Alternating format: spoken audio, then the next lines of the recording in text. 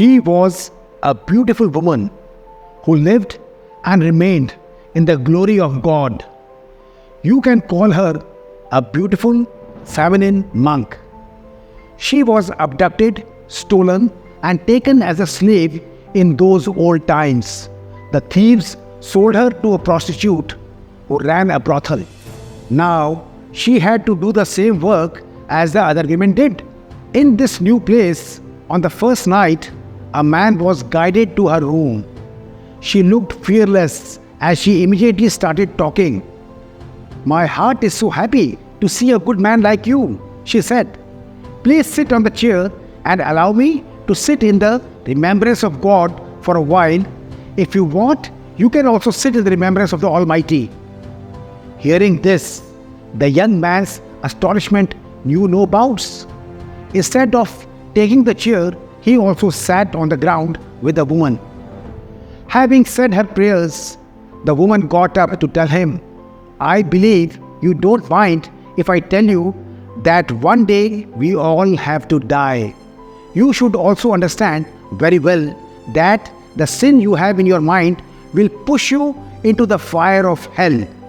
Now decide for yourself whether you want to commit this sin and jump into the fire of hell, or you want to escape from it." Hearing this, the young man was dumbfounded. He said cautiously, "O holy woman, you have opened my eyes to the terrible consequences of sin.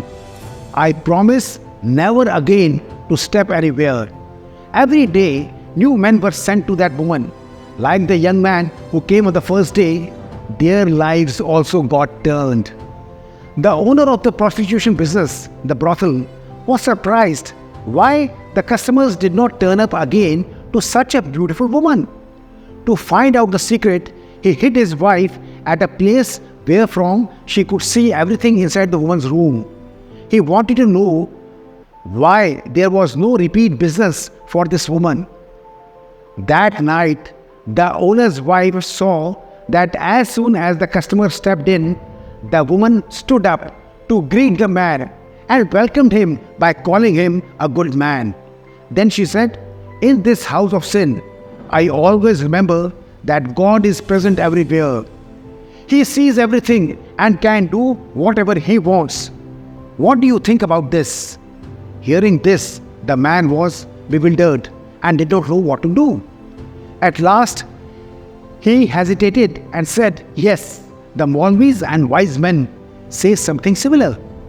She went on to say, "Here in this house, surrounded by sin, I never forget that God sees all sins and does complete justice. He punishes every person for his sins.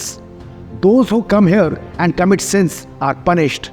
They have to face countless sorrows and troubles." She carried on by saying, "My brother, we have been born human beings to chant hymns, to get rid of the miseries of the world forever, to meet God, and not to ruin it by becoming worse than animals, like the people who came before." This man also realized the truth hidden in the woman's words. For the first time in his life, he realized what a grave sin he was committing and was going to commit it again today. He wept bitterly and fell at the woman's feet to ask for forgiveness.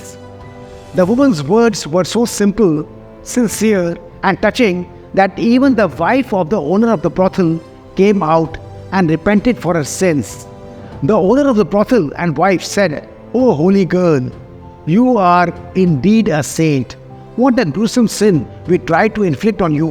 Get out of this morass of sin right now."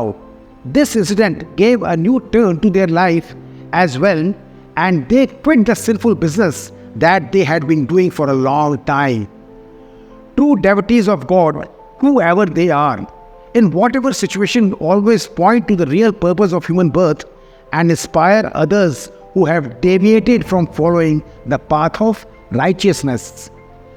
The woman that we have talked about was none other than the great Muslim saint Rabia Basri.